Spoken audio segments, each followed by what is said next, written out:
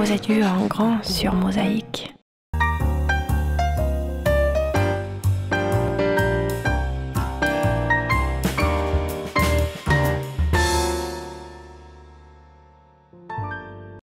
S'il est des métiers sur lesquels on peut écrire un livre, celui de flic en fait inexorablement partie, tant ce métier est riche en rapports humains. Paul Nicolas a 23 ans lorsqu'après une capacité en droit, il intègre le commissariat des Trois Boulangers à Metz, un lieu emblématique chargé d'histoire et de mystère qui le fascine. Ce seront ses plus belles années, dira-t-il, c'est aussi là que démarre une carrière qui le mènera à sa demande aux renseignements généraux, d'abord à Sarreguemines puis à Metz. Retraité depuis 2006, ce passionné d'histoire et de faits de société affectionne les voyages. Il tombera amoureux de la Tunisie qu'il parcourt depuis plus de 30 ans. Il est l'auteur de 2 ouvrages publiés dans ce pays, Sidi Brahim des Neiges sur les traces du 4e régiment de tirailleurs tunisiens et la Griba, pèlerinage juif en terre d'islam. J'ai toujours aimé ce métier passionnant, ouvert sur la société et l'humain, exigeant aussi, avec ses contraintes et ses aléas de la vie. C'est ainsi que Paul Nicolas a appréhendé pendant plus de 30 années sa vie de flic, une carrière qui débute à Metz, se poursuit à Sarreguemines dans les RG et s'achève à Metz. Dans ce livre, Ma vie de flic, où Paul Nicolas relate sa carrière jalonnée de rencontres, insolites parfois, d'affaires, certaines tristement célèbres, on entre aussi dans les coulisses d'une institution, la police nationale. Paul Nicolas, bonjour. Bonjour. Enchanté de vous recevoir donc entre les lignes. Alors, vous avez passé plus de 30 années au service de la police nationale. Vous dites que ça laisse des traces. Effectivement. Ouais. Donc, on peut peut-être parler de vocation. Hein. C'était en fait mon cas. J'avais toujours décidé un jour de toute façon d'embraser la carrière de policier. Donc, ce qui fait qu'en 1974, après quelques études qui n'ont pas abouti, j'ai présenté le concours d'inspecteur de police. À l'époque, ça s'appelait donc inspecteur de police. Et j'ai intégré donc l'école nationale de Canet-Luz en septembre. Et à l'issue des 3 mois de scolarité, j'ai intégré la sécurité publique au commissariat central de Metz. Alors, qu'est-ce qui vous passionne particulièrement dans ce métier? C'est un métier qui est ouvert sur l'humain, essentiellement sur l'humain, des contacts humains nombreux, et divers, variés, enrichissants, quelquefois amers, cruels, durs, mais c'est ce contact humain qui m'a toujours plu justement dans ce métier de policier. Alors vous avez quand même fait des rencontres assez intéressantes, Joe Dassin par exemple? Oui, effectivement, Joe Dassin, c'est une... alors tout ce que je relate dans le livre, je ne suis pas écrivain ni historien, je suis un narrateur, je me définis comme cela. Ce livre-là, j'avais envie de le faire pour rendre mémoire justement à une certaine époque que j'ai connue, le bâtiment, pour en parler après si vous le souhaitez, et quelques hommes qui m'ont guidé dans mes premiers pas de policier.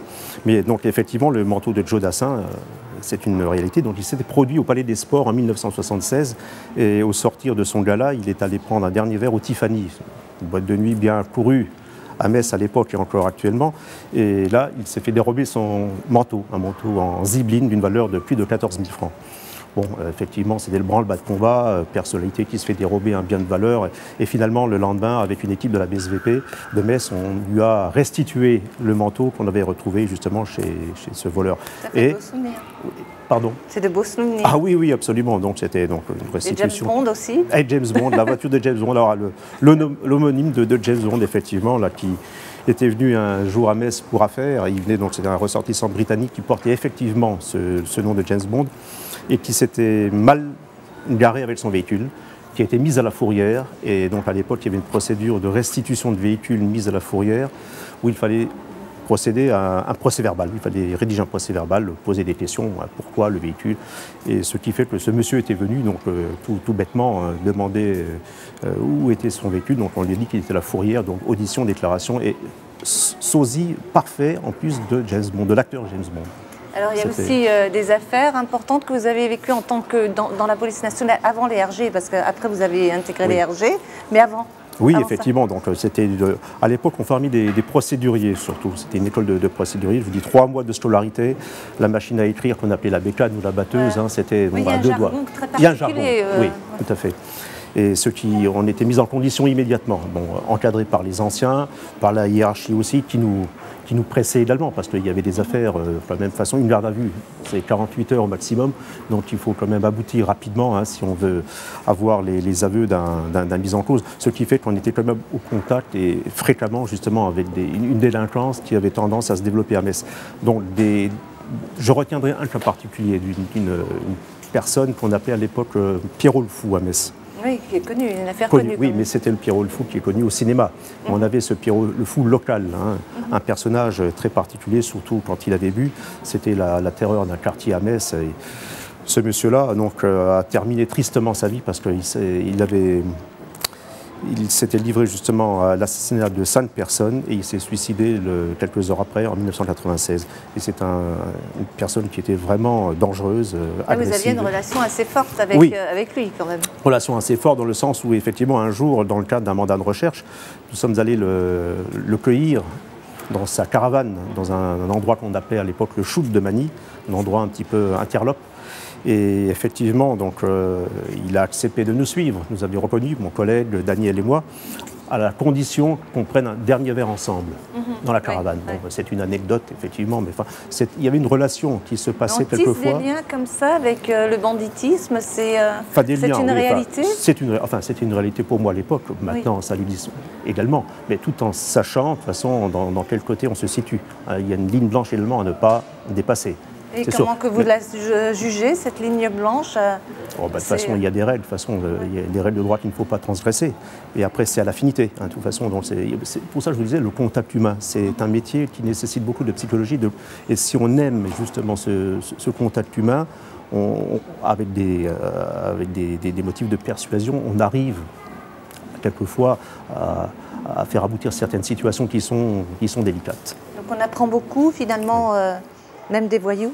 Oui, bien sûr, effectivement, il y a un échange, il y a une sorte de respect, parce que quand ces personnes-là ressortent de prison, on les croise en ville quelquefois. Donc, pas pour tous, ce n'est pas toujours le cas, mais à l'époque, pour la plupart, il y avait un code d'honneur. Ah bon, je me suis fait prendre, ok, vous avez gagné, mais bon, la prochaine fois, ce sera peut-être moi. Vous voyez, c'est un petit peu le jeu du chat et de la souris. Mais bon, avec des situations quelquefois plus douloureuses, où il fallait retirer à la force, de toute façon, pour anéantir justement ces personnes. Alors, donc, vous étiez élève inspecteur à Canet-Cluse, en Seine-et-Marne, en 1974. Oui. Vous rejoignez la même année la sécurité publique au commissariat central de Metz, où vous êtes affecté à la section opérationnelle spécialisée. 2 ans après, vous êtes affecté à la sûreté. Alors, ce qui est considéré comme une promotion chez vous. Oui, absolument. Oui. Et ensuite, vous passez 5 ans au RG à Sarreguemines et 23 ans au RG de Metz. Alors, quels sont les grands bouleversements que vous avez vécus dans la police nationale?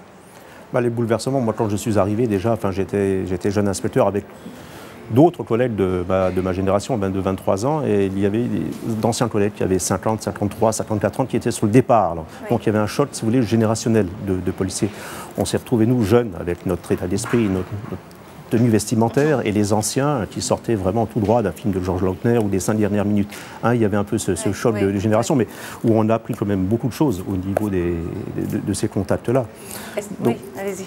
Et puis, c'était vraiment donc une période enrichissante. Au niveau de la formation, on venait d'arriver au bout de 3 mois de scolarité, ne sachant pratiquement rien du métier, à part la théorie qui nous avait été enseignée à l'école.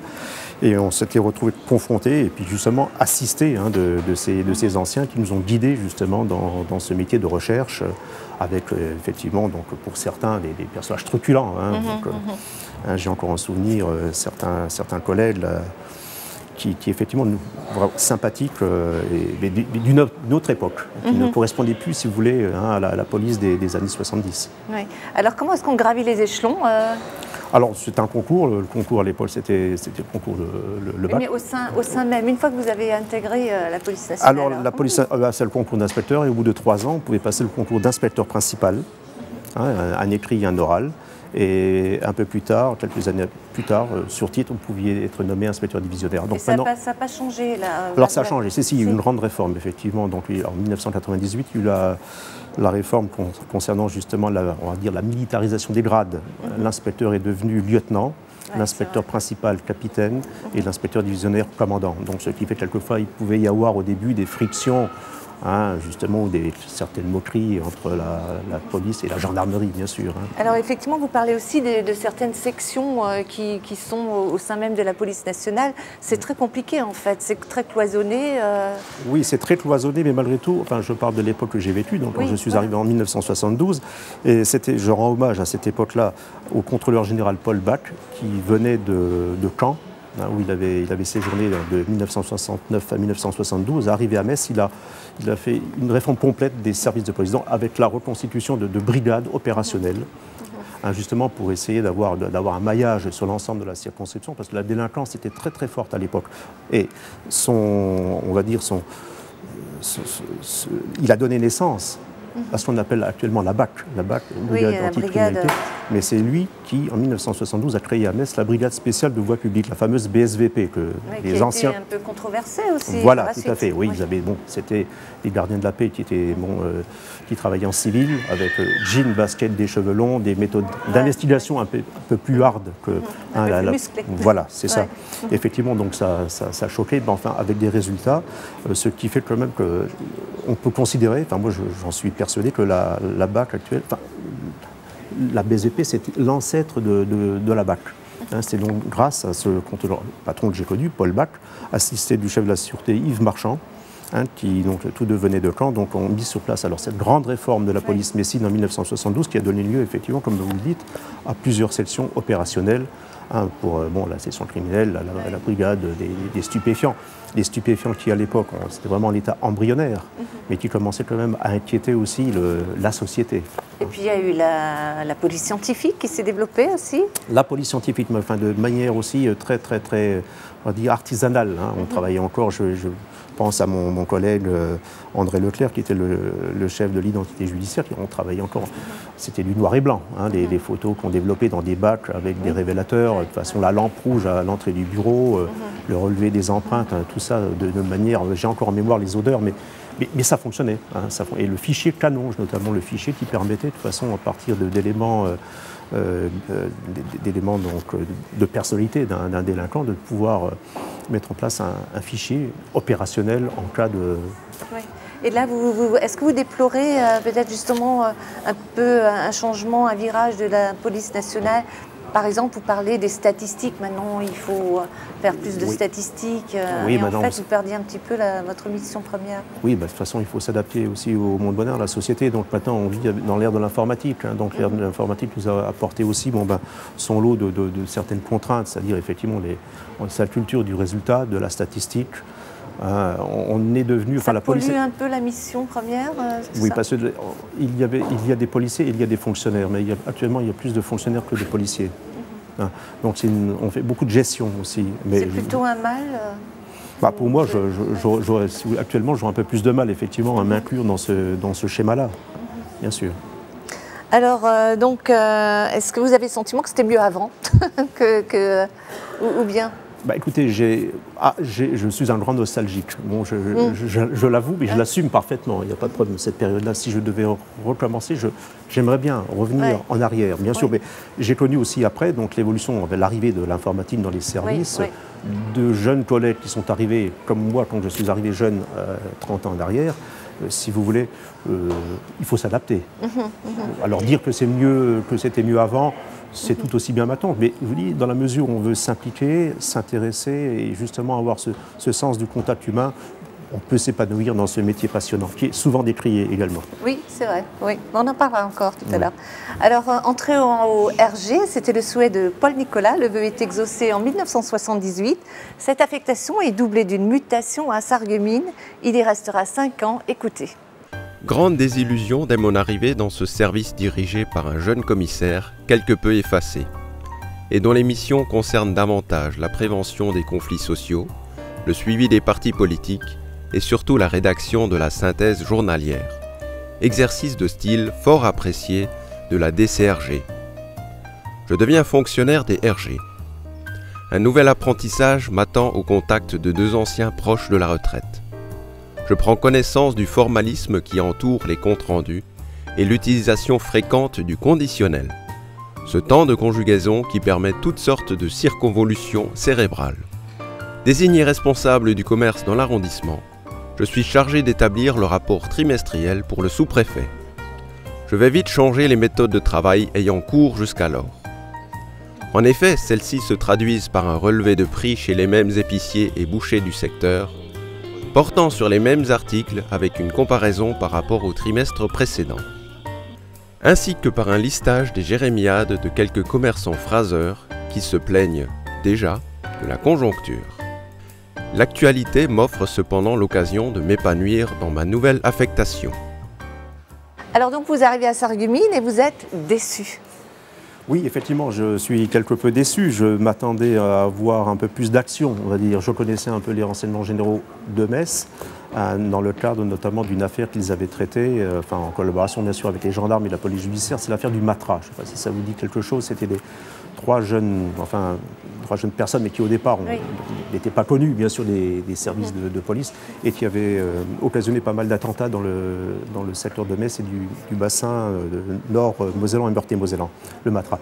Donc c'était des jeunes avec des engins incendiaires, il y a eu des plastiquages de gendarmerie, donc si vous voulez, il y a eu un travail de recherche fait par l'IRG, et je m'attendais, moi, à Sarreguemines, que j'allais retrouver une ambiance un petit peu, un travail de recherche dans la perspective de savoir qu'à l'époque, on avait aussi beaucoup de problèmes avec les terroristes de la bande Abadère, l'ex-bande Abadère, la Route Armée Fraction, qui sévissait déjà à l'époque. Et je pensais qu'ici, Sarreguemines, ville frontière, qu'il y avait peut-être un travail de recherche justement de part et d'autre de la frontière. Bon, j'étais un petit peu déçu en arrivant. Mais malgré tout, vous arrivez à prendre vos marques? J'ai réussi à prendre mes marques, oui, grâce à d'ailleurs un jeune collègue qui était avec moi, Jean-Claude.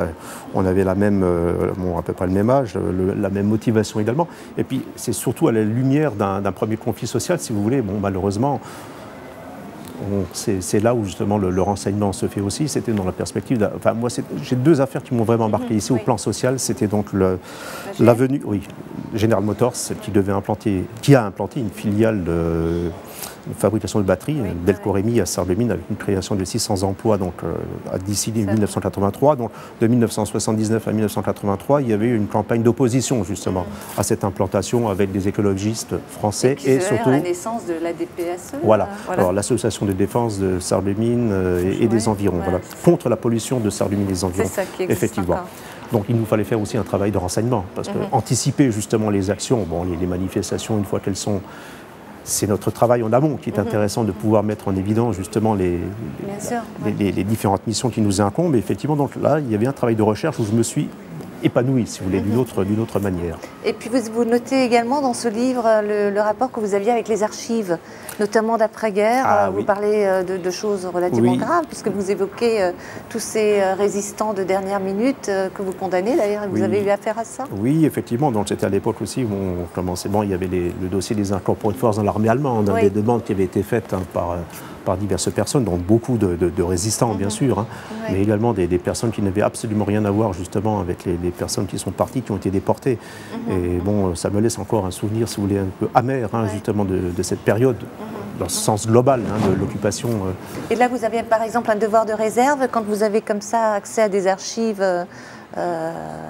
Absolument, oui, tout à fait. C'est pour ça que je ne cite aucun nom. Alors, il y a donc au niveau de la politique, alors. La politique, oui, c'était la partie noble, des RG en général. La direction centrale à Paris était très friande, justement, c'était une partie essentielle de l'activité des RG, entre l'aspect social et puis l'aspect politique. Mais c'est vrai que pour moi, personnellement, la politique ça n'apportait rien, si vous voulez, au niveau du citoyen, dans son intégrité. Bon, il était intéressant d'avoir des contacts avec les élus. Le maillage territorial, donc sur l'arrondissement de Sarreguemines, il n'y a aucun problème de ce côté-là, mais les réunions de salon, tout ça, les inaugurations, c'était pas du tout. Et il y avait, alors j'ai quand même appris qu'il y avait un membre d'Action Directe qui était interné au CHS à Sarreguemines. Oui, tout à fait, oui. Alors c'était beaucoup plus tard, effectivement, quand je suis reparti après à Metz, et puis même plus tard, qui s'est même marié au centre avec une militante de la Route Armée Fraction de Sarre, effectivement. Alors, lorsque vous rejoignez la section de recherche à Metz, vous entrez au cœur, finalement, du métier des renseignements généraux.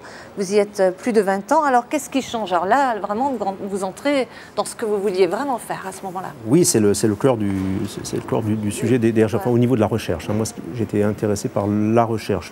Alors, au RG, on distingue les RG dits traditionnels, qui font du recueil d'informations, et l'ERG opérationnel. Donc la section recherche, dont j'ai fait partie pendant plusieurs années, traite du renseignement. Donc on a recours aux sources humaines, donc les informateurs. Voilà.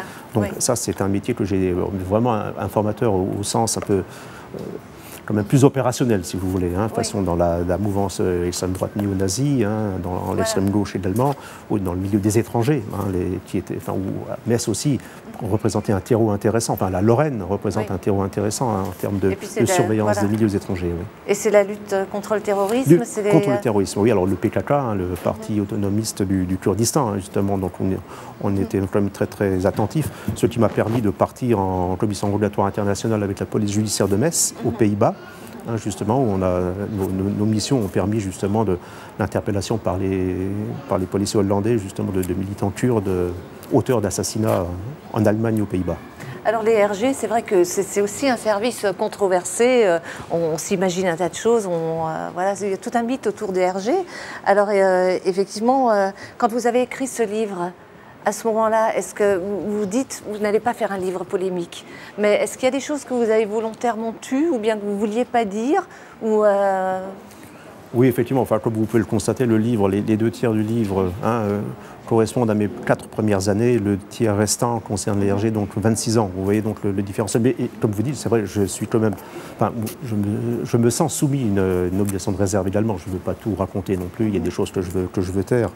Mais donc je relate quelques anecdotes et quelques missions auxquelles j'ai participé. Mais c'est vrai qu'on est malgré tout soumis, enfin, c'est mon cas, il n'est pas question d'entrer dans une polémique quelconque ou de nuire telle ou telle personne. Oui, alors c'était pas trop difficile pour vous. Qu'est-ce que vous avez rencontré comme difficulté à écrire ce livre justement sur votre carrière? Écoutez, ce livre, je l'ai écrit très rapidement, si vous voulez. Je vais vous expliquer pourquoi. En fait, le livre, j'avais en mémoire déjà toutes les années, enfin, de tout mon passé de Sarreguemines, les premières années, et ensuite au RG et à Metz. Mais c'était à la demande, entre guillemets, justement, d'anciens collègues que je voyais de temps en temps à Metz et qui me demandaient, tiens, justement, toi qui aimes bien justement écrire, est-ce que tu ne voudrais pas remettre en mémoire l'ancien bâtiment des 3 boulangers? Donc, si vous voulez, je me suis consacré à Le plus gros du travail, c'était donc le relater l'historique du bâtiment. Mais ensuite, si vous voulez, toutes les affaires, les anecdotes, tout ce que je cite, c'est venu très rapidement. Mais bien sûr, il me fallait aussi la mémoire, consulter certaines archives. Mais il y a eu un fil qui s'est déroulé très rapidement pour cette narration. Alors justement, le bâtiment qui abritait le commissariat de police messin dans la rue des 3 boulangers a profondément marqué les premiers pas de Paul Nicolas dans la grande boîte, comme on dit. Un bâtiment chargé d'histoire au cœur d'un quartier qui a connu d'illustres personnages. Alors, on va écouter l'extrait que vous avez choisi. Je vais vous demander de le lire. Alors, plus de 30 années au service de la police nationale laissent des traces qui ne peuvent laisser indifférents. J'ai toujours aimé ce métier passionnant, ouvert sur la société et l'humain, exigeant aussi, avec ses contraintes et les aléas de la vie. Rester insensible ou pour quelque raison que ce soit vouloir balayer une tranche de vie est une attitude qui n'a jamais effleuré mon esprit. Souvent, quelques souvenirs refont surface et viennent bousculer ma mémoire pour me rappeler des événements de cette vie passée. Notamment lorsque je croise avec plaisir d'anciens collègues pour évoquer le bâtiment emblématique du commissariat des 3 boulangers, certes vétuste et insalubre, mais d'où se dégageait une âme. C'est cette ruche bourdonnante où cohabitaient la jeune génération et les anciens, pour certains sortis tout droit de la série Les 5 dernières minutes ou d'un film de Georges Lautner. J'avoue et j'assume pleinement la nostalgie de ces premières années dans la grande maison, avant d'intégrer les renseignements généraux, où j'ai passé la plus grande partie de ma carrière avec des souvenirs non moins intéressants. Alors effectivement, vous évoquez ce bâtiment qui a une histoire et qui, semble-t-il, abritait une ancienne chapelle. Oui, effectivement. C'est un bâtiment, c'est un pâté de maison qui est composé de 2 corps principaux. Le premier remonte à la fin du 19e siècle et le second au début du 19e. Et effectivement, donc, bâtiment vétuste, insalubre. La police nationale était déjà présente dans ce bâtiment-là en 1900. Et se trouvait, je l'ai appris quand j'ai fait ces recherches, une chapelle du XIIIe siècle qui n'avait pas pu être sauvée sous ce bâtiment. Et sous ce bâtiment, précisément à l'endroit où se situait un parking, où je me rappelle, on venait se garer des voitures des collègues, on se garait sur un parking avec des trous, des excavations. Et on ne savait pas qu'il y avait cette chapelle qui était enfouie, parce que l'immeuble qui se trouvait au-dessus a été démoli en 1967 et les gravats ont tombé justement. D'ailleurs, il y a un titre du RAI oui, qui Requiem pour une chapelle massacrée. Oui. Et c'est finalement un collègue de l'identité judiciaire en 1964 qui a eu la présence d'esprit de prendre quelques clichés photographiques qui sont dans le livre, qui a permis de mettre en lumière, si vous voulez, les vestiges d'une chapelle qui faisait 15 mètres de long, 5 mètres de large, 3 mètres 40 de hauteur, et qui à une certaine époque, disaient les anciens, pouvait servir de salle de tir. Alors d'où vous vient cette fascination pour ce bâtiment? Ce sont mes premiers pas dans la grande maison. Je vous dis, mon premier poste à Metz, la convivialité, le professionnalisme que j'ai rencontré avec les flics de l'époque, qui m'a toujours, et quand je repasse encore actuellement devant ce pâté de maison qui a été entièrement réhabilité, ce sont des appartements maintenant en accession à la propriété et locatif, j'ai toujours ce sentiment de nostalgie qui me Mais on a le sentiment aussi que ça vous a mené un peu plus loin encore dans la recherche de l'être humain, cette histoire-là. C'est le sentiment que j'en ai, comme si vous avez rejoint une voie spirituelle. Oui, enfin, peut-être pas spirituelle, mais enfin, sur un plan affectif, on va dire, parce que le 5 octobre de l'année dernière, j'ai quand même fait venir dans une petite commune autour de Metz 70 anciens collègues, dont un qui a 91 ans et qui est toujours vivant, et on a fait des retrouvailles, des anciens des trois boulangers. Et justement, avec toutes les photos que j'ai pu récupérer auprès d'anciens collègues, on a fait une présentation justement sur du bâtiment, du parking, et puis de l'époque des trois boulangers. Voilà. Et c'est ce projet justement qui me tiendrait à cœur de remettre sur... Qu'est-il devenu maintenant, ce bâtiment? Ce bâtiment était entièrement réhabilité, donc c'est des appartements qui ont été proposés à la vente et d'autres à la location. Et puis la chapelle Alors la chapelle, bon, bien sûr, définitivement, même l'architecte des bâtiments de France n'a pas pu la sauver, donc d'où le titre du Républicain lorrain, Requiem. Alors je voudrais juste rappeler aussi votre passion pour la Tunisie. Vous avez écrit juste à côté de ça, parallèlement, aussi 2 romans qui parlent de la Tunisie et également oui, alors tout à fait. Du judaïsme tunisien. Alors je suis un amoureux de la Tunisie depuis plus de 30 ans. Et c'est tout à fait fortuitement qu'en 2003, j'ai découvert au sommet du Honeck, dans les Vosges, une stèle à la gloire d'un régiment de tirailleurs tunisiens, le 4e RTT. J'ai voulu en savoir plus à l'époque, j'ai contacté les autorités locales sur place, j'ai rencontré des vétérans en France, j'en ai rencontré en Tunisie, par le biais de l'ambassade de France à Tunis, et je me suis décidé à retracer toute l'épopée de ce régiment-là. Mon manuscrit était terminé en 2005, je l'ai présenté à plusieurs maisons d'édition en France, mais personne n'était intéressé, n'étant pas connu. Donc vous avez édité. C'est un ami tunisien qui m'a orienté vers un éditeur à Tunis et qui a accepté de me publier dans le cadre de la mémoire partagée. Donc c'était vraiment une aventure humaine à laquelle je ne m'attendais pas, de toute façon, au niveau de la publication. Et le second livre concerne l'Agriba, la plus ancienne synagogue d'Afrique, qui se trouve sur l'île de Djerba et qui rassemble tous les ans plusieurs milliers de pèlerins juifs qui viennent faire leur dévotion justement sur cette terre d'islam. Alors c'est mon regard de chrétien en terre d'islam concernant un lieu saint. Voilà. Paul Nicolas, on arrive au terme déjà de cette émission, ça passe vite, il y a encore tellement de choses à dire. Je voudrais juste rappeler que votre livre, je vais juste le montrer, donc on peut le trouver aux éditions, il est édité aux éditions Serpenoise, donc c'est Ma vie de flic de Paul Nicolas, des trois boulangers aux renseignements généraux. Donc voilà. Donc on le trouve en librairie. Oui, en librairie et bien sûr aux éditions Serpenoise. Voilà, alors encore une chose avant de nous quitter, je vais vous demander un exercice qui est traditionnel maintenant, c'est de rejoindre le tableau et d'écrire une petite phrase, éventuellement de ce qui pourrait être l'entame d'un prochain livre peut-être. Et voilà, donc 3-4 lignes à écrire. Quant à nous, on se retrouve à très bientôt entre les lignes.